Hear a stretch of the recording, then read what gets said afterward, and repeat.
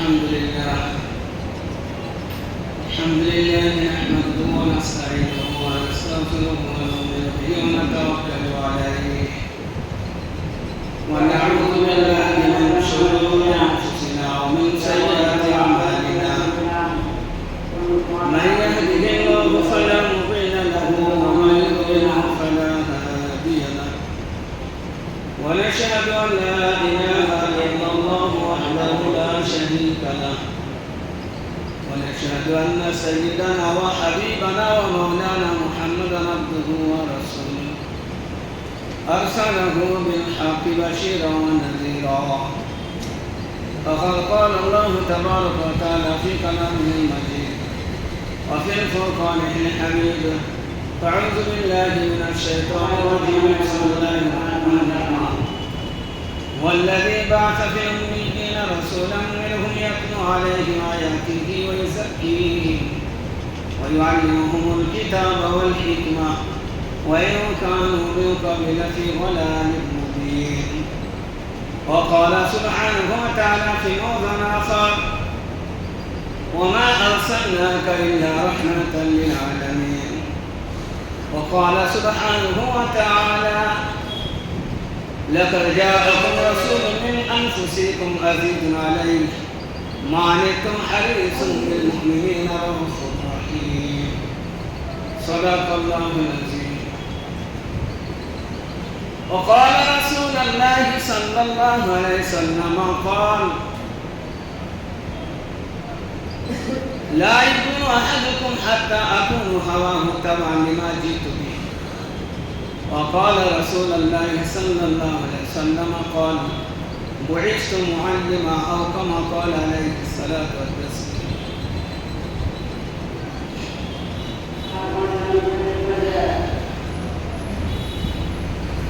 সমস্ত প্রশংসা আল্লাহ সুবহানাহু ওয়া তাআলা, যিনি অনন্ত অসীম, যিনি বাদিউস সামাওয়াতি ওয়াল আরদ, जिनार शाने बोला जेते पारे अल्लाहु ला इलाहा इल्ला हुवल हय्युल कय्यूम ला ताखुदुहु सनतुन वला नौम लहु मा फिस समावाति व मा फिल अर्द मन ज़ल्लज़ी यशफ़अु इंदहु इल्ला बिइज़्निही यअलमु मा बैना अयदीहिम व मा खल्फहुम व ला युहीतूना बिशैइन मिन इल्मिही इल्ला बिमा शाअ वसि'a कुर्सियुहु समावाति वल अर्द व हुवल अलिय्युल अज़ीम।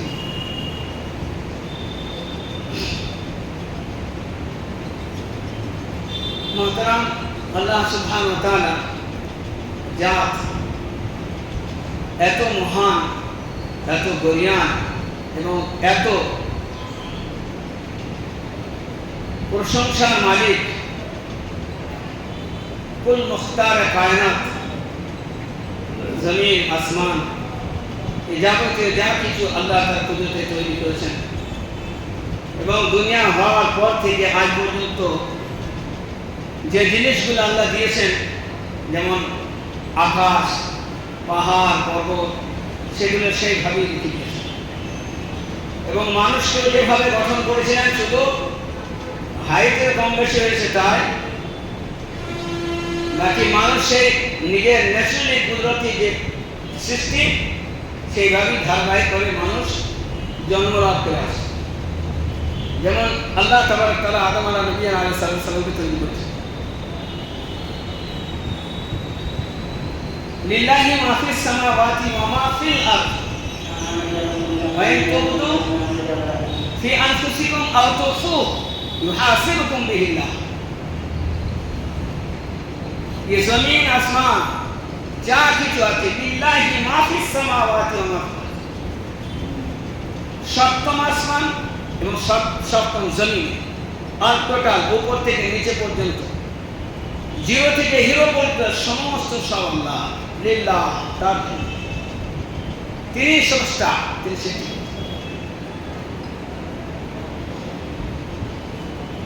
ইয়াগফিরু লিমান ইয়াশা ওয়া ইউআযযিবু মান ইয়াশা, তিনি যাকে চান মাফ করতে পারেন, যাকে চান আযাব, তার ইচ্ছার বিরুদ্ধে লড়ার মতো বলার মতো কাউরে ছিল।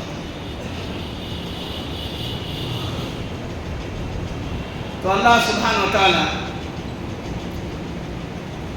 এই দুনিয়াকে সৃষ্টির মূল আদম আলাইহিস সালাম সৃষ্টি করেননি, তার আগে কথা। আরশের আযিমে লেখা ছিল লা ইলাহা ইল্লাল্লাহ মুহাম্মাদুর রাসূলুল্লাহ। তো আল্লাহ কাউকে সৃষ্টি করতে চাইছিলেন, যাকে সৃষ্টি করতে চাইছিলেন তার বরকতে এই জমিন আসমান, তিনি হলেন আপনার এবং আমার কল্যের টুকরো, আমাদের চোখের মণি, সারা পৃথিবীর মুসলমানদের জানের জান, আকা নামে তাহদের মদিনা আহমদ মুস্তফা মোহাম্মদ মুস্তফা সাল্লাল্লাহু আলাইহি ওয়াসাল্লাম, যিনাকে সৃষ্টি না করলে আল্লাহ কোনো জিনিস সৃষ্টি করার ইচ্ছাও করতেন। তাঁর বরকতে আল্লাহ তাআলা এই পৃথিবীকে, আসমান জগৎকে, ফেরেশতা থেকে নিয়ে সমস্ত সৃষ্টিকে তৈরি করেছেন।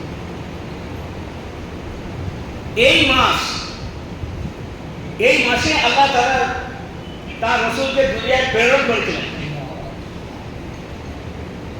আল্লাহর পরে যিনি দুনিয়ার বুকে যে নূর আল্লাহ তৈরি করেছিলেন সেটা আল্লাহর পরে, এবং তার নামের সাথে নাম লিখেছিলেন সেটা জনাবে মুহাম্মদ রাসূলুল্লাহ সাল্লাল্লাহু আলাইহি ওয়াসাল্লাম। সৃষ্টির দিক দিয়ে, নূর তৈরির দিক দিয়ে প্রথম, আর পাঠানোর দিক দিয়ে সমস্ত নবীর সৃষ্টি। এটা সাধারণত হয়ে থাকে।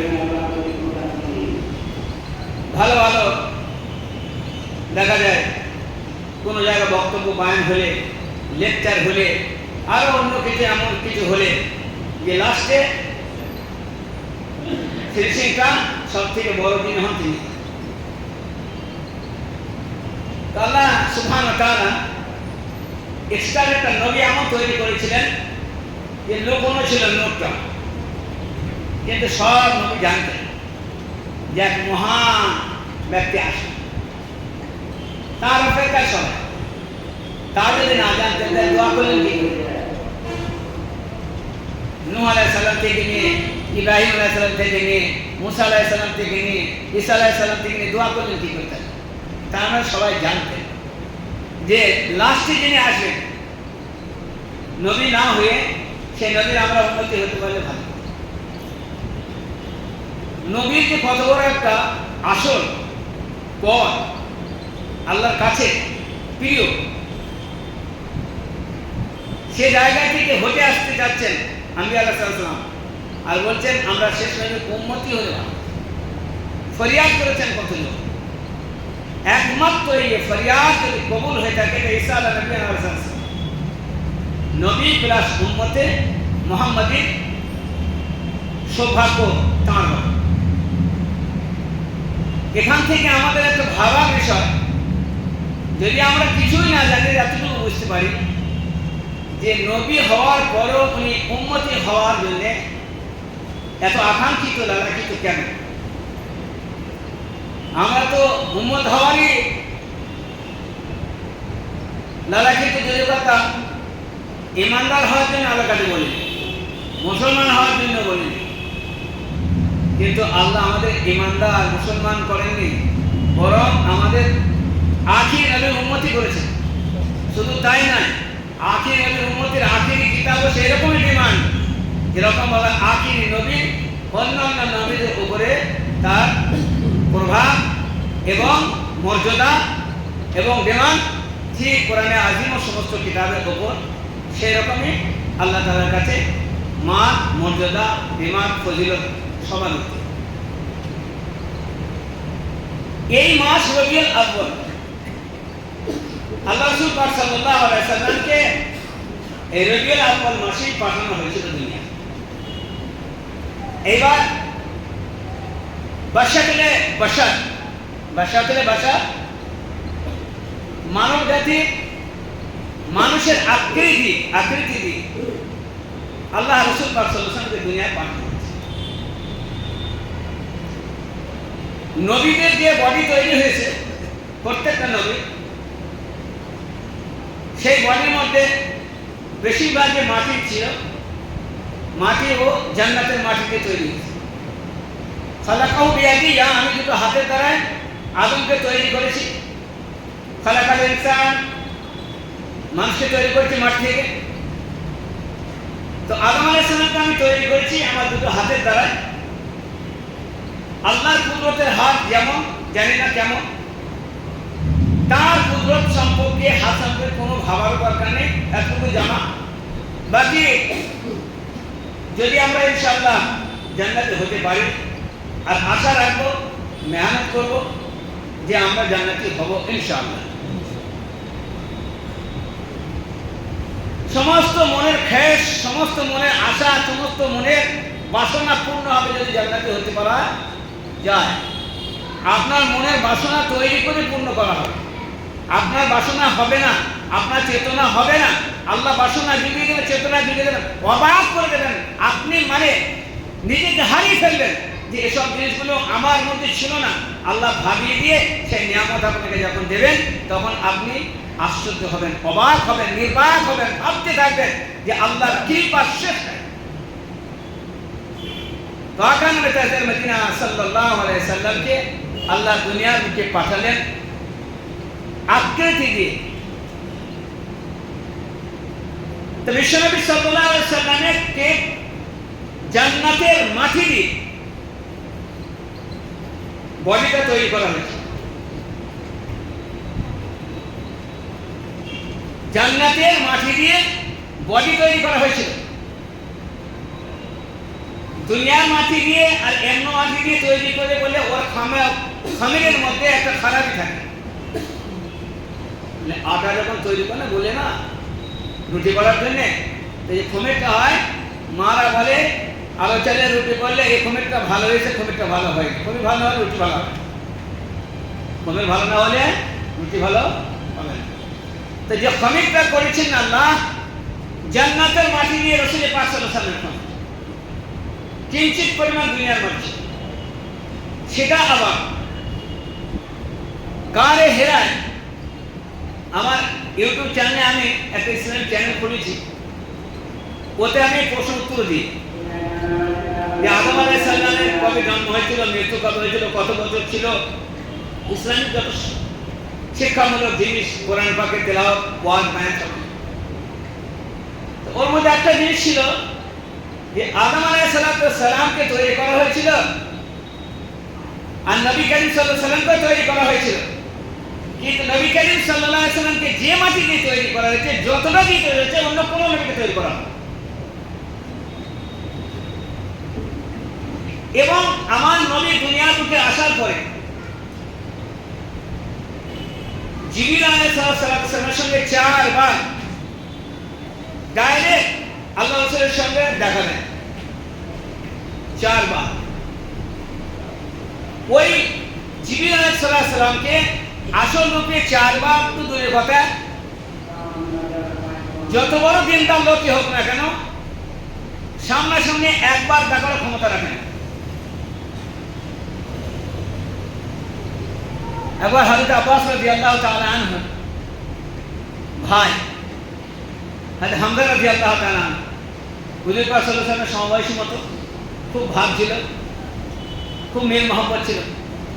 তা বলছে, ভাই তো আমাকে এক কাজ করুন না। বলে কি? বলে জিবরিল আলাইহিস সালামকে আমার দেখাচ্ছে। বলে কি বলেন আপনি? তো না, আমাকে আমার প্রশ্নের মধ্যে এটা সারা আছে। বলে কি বলেন আপনি? বলে কেন? তা বললে, চাচা জিবরিল আলাইহিস সালামকে দেখা সম্ভব, আপনি দেখতে পাবেন।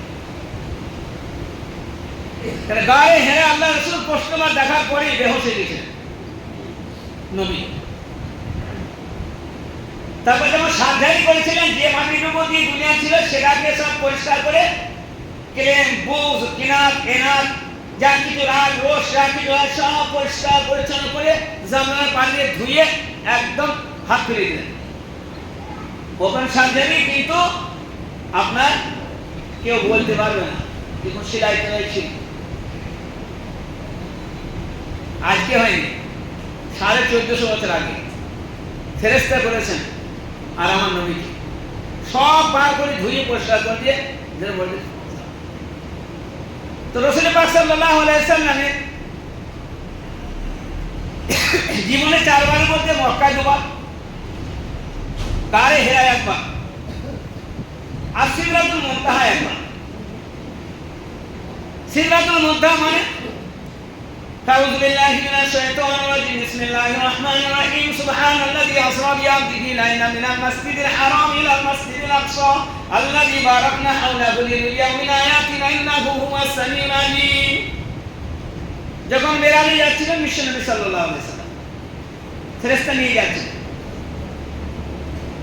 নিয়ে যাওয়ার পরে সিদরাতুল মুনতাহার কাছে গিয়ে সপ্তম আসমানের সীমান্ত এলাকা, যেখানে একটা ফুল গাছ আছে, আর ওটা হলো সীমান্ত এলাকা, বলা সপ্তম আসমানের সীমান্ত এলাকা।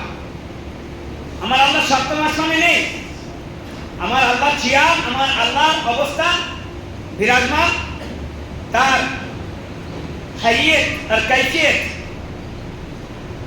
তার কিবরিয়াই, তার বড়াই, তার প্রভাব, তার ক্ষমতা এনি টাইম, সর্ব জায়গায়, সর্বসময় বর্তমান বিদ্যমান। তারপরে একটা নির্দিষ্ট জায়গা, আমি সেইটা দিয়ে বলছি। নাহলে বলবো আল্লাহ ওইখানে বসে আছে। আল্লাহ তো সব জায়গায়, আল্লাহ সব জায়গায়, নির্দিষ্ট জায়গা। আর শাহিদ, তার সে আজমের কাছেই ডাকা হয়েছিল। তার যদি না হলে তার কোন জায়গায় ডাকতেন আল্লাহকে, একটা নির্দিষ্ট জায়গা আছে, সেটা হলো আশা আজম। আল্লাহ সাল্লাল্লাহু আলাইহি ওয়াসাল্লামকে আশা আজমই ডাকা হয়েছিল। আর আশা আজম সপ্তম আসমান থেকে আপনার যেতে হবে।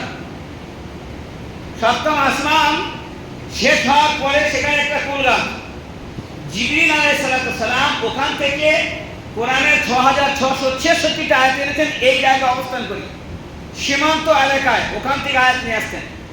এর আগে জিবরিল আলাইহিস সালাম যেতে পারতেন না।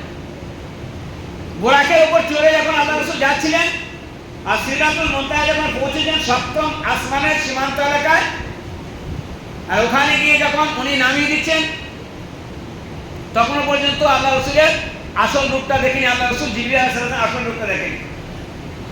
তারপর নামিয়ে দিয়ে আসল রূপ দেখালেন। বল জিবরিল, এখান থেকে আমি যাবো কোথায়? আর আমি এখান থেকে যাবো কোথায়? মানে তো শেষ মেশ তাল পাচ্ছেন। বললে রাসূল, এর আগে আমার যাওয়ার এক চুল পরিমাণ ক্ষমতা নেই। যদি আমি জিবরিল এখান থেকে একটু আগে বাড়ি, তো এই 600 পর আছে আমার। একটা পরের লম্বা এবং চওড়ায় পৃথিবীর চেয়ে কয়েক গুণ বেশি। যদি বিছিয়ে দেওয়া হয় একটা পর, তো পৃথিবীর জায়গা হবে। এরকম 600টা পর আছে, যার উপর ভর করে আমি চলবো। তা আমি জীবনে যাই, তো সঙ্গে সঙ্গে না 33,000 লাইনে যদি হাতে হাতে কেমন হবে, ঠিক সেরকম হয়ে যাবে। মানে তার উঠে বললে, তাহলে আমার যাওয়ার ব্যবস্থা কী করে হবে? আমি যে জামাই যেখানে যেতে পারবো, তাহলে এখানে অবস্থান করুন। আপনার ব্যবস্থা খালিকে কুল কায়নাত ও মালিকে কুল কায়নাত ও বাদিউস সামাওয়াতি ওয়াল আরদ ওয়া লিল্লাহি মা ফিস সামাওয়াতি ওয়াল আরদ ওয়া লা তাখুযুহু সিনাতুন ওয়া লা নাওম। মালিক আপনাকে সব ব্যবস্থা করবে, যে জাতের কোনোদিন ঘুম তো দূরের কথা, অলসুদ্ধ আসে না। হাজত আর প্রয়োজন কোনোদিন তাকে লাহিক করতে পারে না, স্পর্শ করতে পারে না। সেই করিম জাত, সেই মহান জাত আসবে, আপনার ব্যবস্থা করবে। আল্লাহ রাসূল অপেক্ষা করলেন। রফ নামে একটা সিঁড়ি আছে। এই সিঁড়িটা হলো রফ নামক সিঁড়ি। যেমন প্লেন থাকলে প্লেন উপরে থাকে, আর সিঁড়িটা লেগে আস্তে আস্তে যাত্রী নেমে। এটা একটা এক্সাম্পল। এর ঠিক অনেকক্ষণ ঊর্ধ্বে, এটা আমাদের ভাষা নেই বলার মতো, ব্রেন নেই বোঝানোর মতো। সেজন্য এটা দিয়ে বুঝতে হবে, এটা দিয়ে বোঝাতে হবে। তাহলে কোরআন ও হাদিসের সাথে কোনো এক্সাম্পল দুনিয়ার তার সমন্বয় দূরের কথা, তার কোনো একটা অংশে পৌঁছাতে পারে না। এটা বোঝানোর জন্য কেবলমাত্র হয়ে যায়। ওখানে আল্লাহ রাসূল পাক সাল্লাল্লাহু আলাইহি ওয়াসাল্লাম সিঁড়ির উপরে চেপে যাচ্ছেন।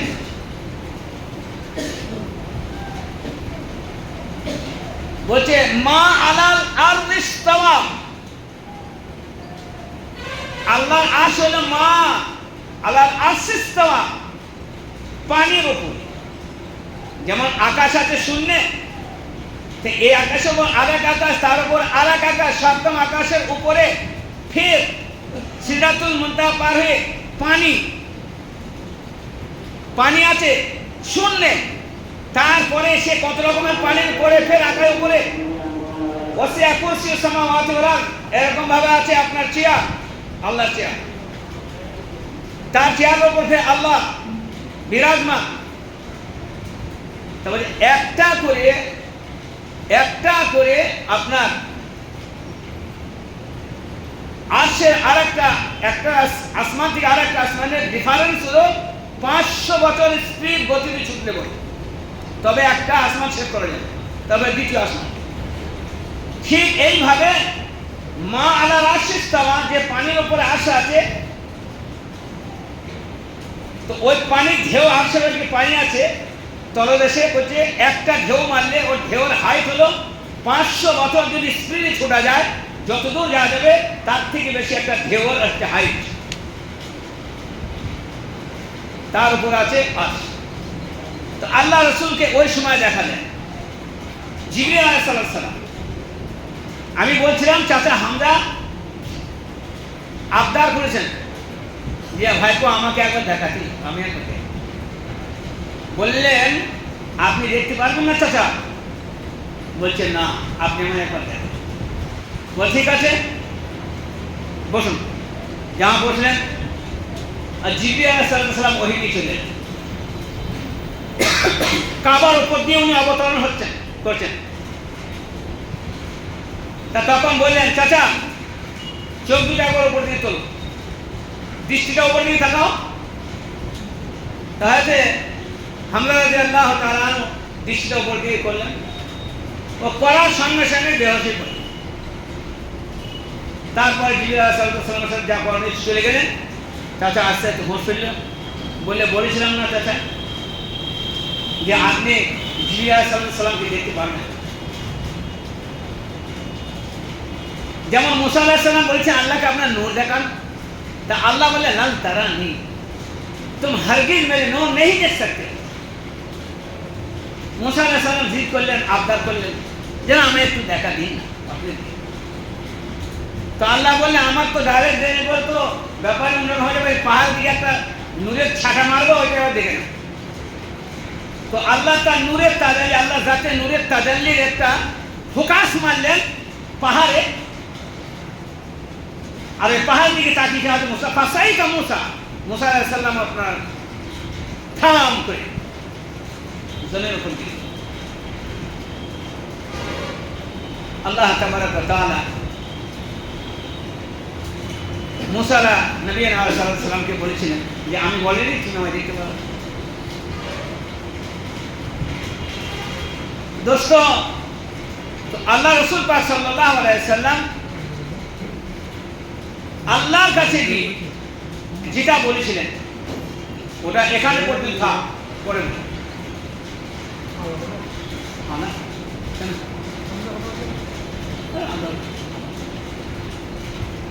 তো আল্লাহ রসুল পাক সাল্লাল্লাহু আলাইহি সাল্লাম 12 রবিউল আউয়ালে দুনিয়ার বুকে এসেছিলেন,